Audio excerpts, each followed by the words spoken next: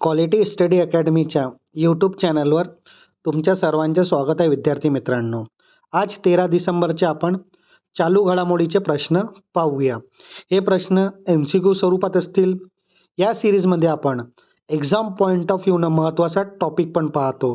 तर आजचा आपला महत्त्वाचा टॉपिक आहे भारताचे महान्यायवादी. याची आपण संपूर्ण माहिती पाहूया. विद्यार्थी मित्रांनो, आपण ही नवीन सिरीज आपल्या चॅनलवर लॉन्च केलेली आहे. जर तुम्हाला ही नवीन सिरीज आवडत असेल तर नक्की लाईक करा आणि शेअर करा आणि क्वालिटी स्टडी अकॅडमीच्या चॅनलला सबस्क्राईब करायला विसरू नका. तर चला आता आपण चालू घडामोडीचे प्रश्न पाहूया. तर पहिला प्रश्न आपला, सर्बानंद सोनोवाल यांनी भारताचे पहिले स्वदेशी हायड्रोजन इंधन सेलचे जहाज कुठून सुरू केले? तर या प्रश्नाचं उत्तर राहणार आहे ऑप्शन क्रमांक 2. त्यांनी वाराणसीमधून सुरू केले. वाराणसीमधून कुठे? तर नमो घाट इथून सुरुवात केली.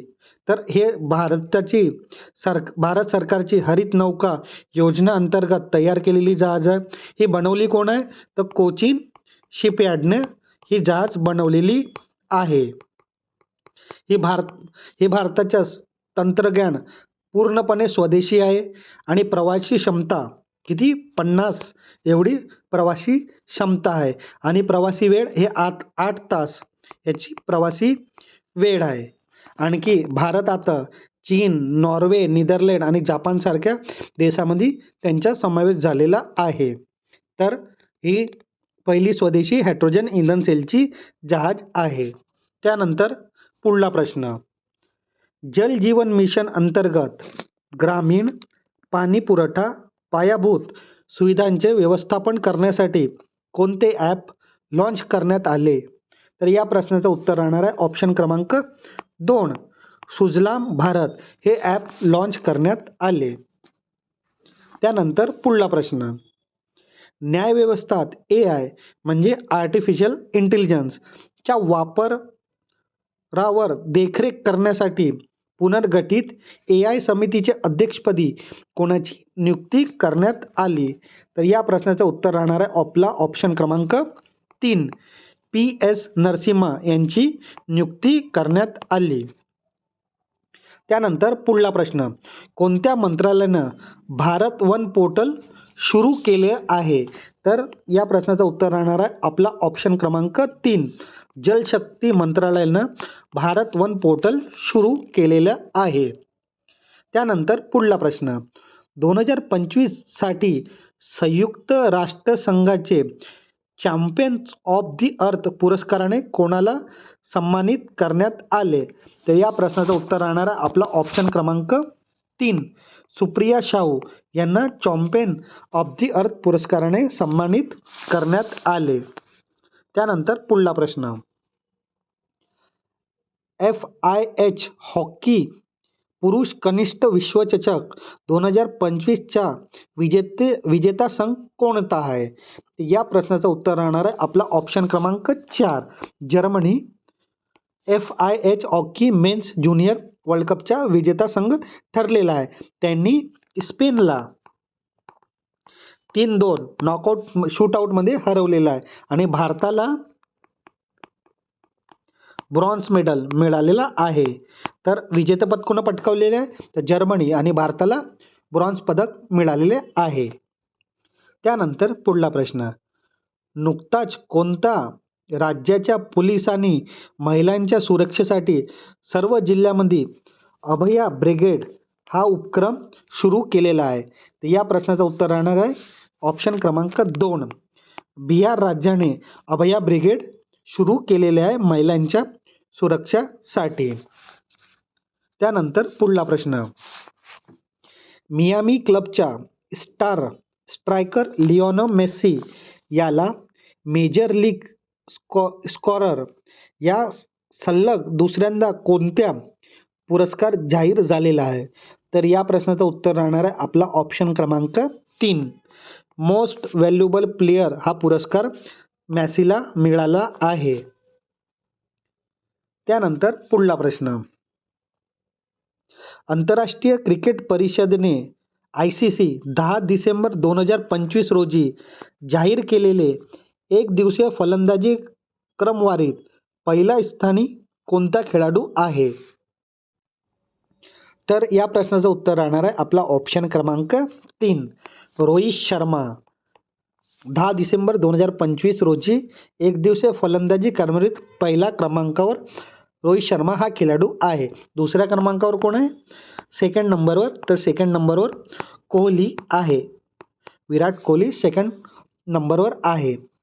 त्यानंतर आपण पाहूया पुढला प्रश्न. टाइम्स मासिकेने ज्यांना पर्सन ऑफ द इयर म्हणून निवडलं आहे त्यांचा संबंध खालीलपैकी कोणत्या तंत्रज्ञानाशी आहे? तर या प्रश्नाचं उत्तर आहे आपला ऑप्शन क्रमांक 3, कृत्रिम बुद्धिमत्ताशी त्यांचा संबंध आहे. आपण त्याला इंग्लिशमध्ये काय म्हणतो? तर इंग्लिशमध्ये आपण त्याला आर्टिफिशियल इंटेलिजन्स असं म्हणतो. तर 2025चा जो पुरस्कार आहे तो पर्सन ऑफ द इयर हे कृत्रिम बुद्धिमत्ता त्या पर्सन ऑफ द इयर यांना देण्यात आलेला आहे. हे फोटो तुम्ही पाहू शकता. Person of the year 2025 the architect of AI यांना पर्सन ऑफ द इयर मिळालेला आहे. तर या प्रश्नाचं उत्तर काय राहणार आहे? तर कृत्रिम बुद्धिमत्ता. विद्यार्थी मित्रांनो, आपण आपल्या जे रोजची चालू घडामोडीचे प्रश्नाची सिरीज आहे तिथे आपण एक महत्त्वाचा टॉपिक पाहतो. तर आजचा आपला महत्त्वाचा टॉपिक आहे भारताचे महान्यायवादी. त्याला आपण इंग्लिशमध्ये अटॉर्नी जनरल ऑफ इंडिया असे म्हणतो. तर याबद्दल आपण संपूर्ण माहिती पाहू. ते तुम्हाला पॉलिटी ह्या सेक्शनमध्ये आणि करंटमध्ये पण याच्याबद्दल तुम्हाला प्रश्न येऊ शकतो. तर याच्याबद्दल आपण इन्फॉर्मेशन पाहूया. तर सर्वात आधी महान्यायवादी हे पद भारतीय संविधानाच्या अनुच्छेद 76 अंतर्गत निर्माण केलेलं आहे. तर आर्टिकल कोणता आहे? तर आर्टिकल आहे आर्टिकल नंबर 76. आपण त्याला 76 असं म्हणतो. देशातला सर्वोच्च कायदेशीर पद आहे. सरकारचे प्रमुख कायदेशीर सल्लागार त्याला आपण चीफ लीगल ॲडवायझर असे म्हणतो. महान्यायवादी हे केंद्र सरकारचे प्रमुख कायदेशीर सल्लागार आणि सर्वोच्च न्यायालयात सरकारचे प्रमुख वकील असतात. त्यांची नियुक्ती कोण करतात? तर त्यांची नियुक्ती राष्ट्रपती करतात. पात्रता काय असते? महान्यायवादी होण्यासाठी त्या व्यक्तीमध्ये सर्वोच्च न्यायालयाच्या न्यायाधीश म्हणून नियुक्ती होण्यासाठी आवश्यक असलेले सर्व पात्रता असावी. ती व्यक्ती भारताचा नागरिक असावी. ती व्यक्ती कोणत्याही उच्च न्यायालयात किमान 5 वर्ष न्यायाधीश असावा किंवा उच्च न्यायालयामध्ये किमान 10 वर्ष वकिली असावी किंवा राष्ट्रपतीच्या मते ते व्यक्ती प्रख्यात विधित एनिमिस ज्युरिस्ट असावा. त्यानंतर पदावधी टर्म ऑफ ऑफिस.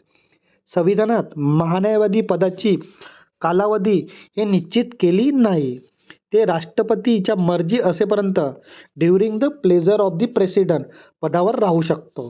तर संविधानात महान्यायवादी पदाची कालावधी निश्चित नाही केली आहे, पण ते राष्ट्रपतीच्या मर्जी असेपर्यंत ते पदावर राहू शकतात. त्यानंतर ते राजीनामा कोणाला देतात? तर राजीनामा ते राष्ट्रपतींनाच देतात. त्यानंतर त्यांना पदावर दूर करणे म्हणजे त्यांची रिमूव्हल प्रोसेस काय असते? संविधानात त्यांना पदावर दूर करण्याची प्रक्रिया आणि आधार नमूद केलं नाही आहे. तर ते राष्ट्रपतीच्या मर्जीनुसार पद धारण करत असल्याने राष्ट्रपती त्यांना कधीही पदच्युत करू शकतो. सामान्यतः मंत्रिमंडळाला राजीनामा दिल्यावर किंवा बदलल्यावर ते स्वतःहून राजीनामा देतात. तर हे रिमूव्हल प्रोसेसबद्दल माहिती आहे. त्यानंतर कर्तव्य आणि कार्य ड्युटीज अँड फंक्शन. कायदेशीर बाबीवर भारत सरकारला सल्ला देणे जे राष्ट्रपतीद्वारा सोपवले जातात. संविधानाद्वारे किंवा इतर कोणत्याही कायद्याद्वारे त्यांना सोपवले कायदेशीर कर्तव्य ते पार पाडतात. संविधानात अनुच्छेद 143 अंतर्गत राष्ट्रपती सर्वोच्च न्यायालयानं केलेले कोणत्याही संदर्भात रेफरन्स भारत सरकारचे ते प्रतिनिधित्व करणे. सर्व न्यायालयामध्ये हजर राहण्याचा अधिकार आहे. महान्यायवादी भारतातील कोणत्याही न्यायालयात युक्तिवाद आर्ग्युमेंट करण्यासाठी ते अधिकार त्यांना आहे. संसदेत सहभाग पार्टिसिपेशन इन पार्लमेंट. सदस्यांच्या दोन्ही सभागृहात लोकसभा किंवा आणि राज्यसभा किंवा त्यांच्या संयुक्त बैठकीत तसेच संसदेत कोणत्याही समितीच्या कामकाजात भाग घेण्याचा किंवा बोलण्याचा त्यांना अधिकार असतो. मतदानाचा अधिकार नाही.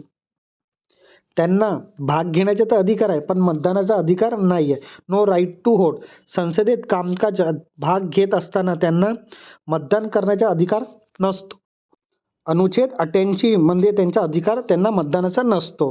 विशेष अधिकार आणि उमुक्ती प्रिव्हिलेज अँड इम्युनिटेशन त्यांना संसदेच्या सदस्यांना मिळणारे सर्व विशेष अधिकार आणि उमुक्ती मिळतात. सरकारी नोकर नाही, नॉट अ गव्हर्नमेंट सर्वंट. ते सरकारी कर्मचारी नसतात.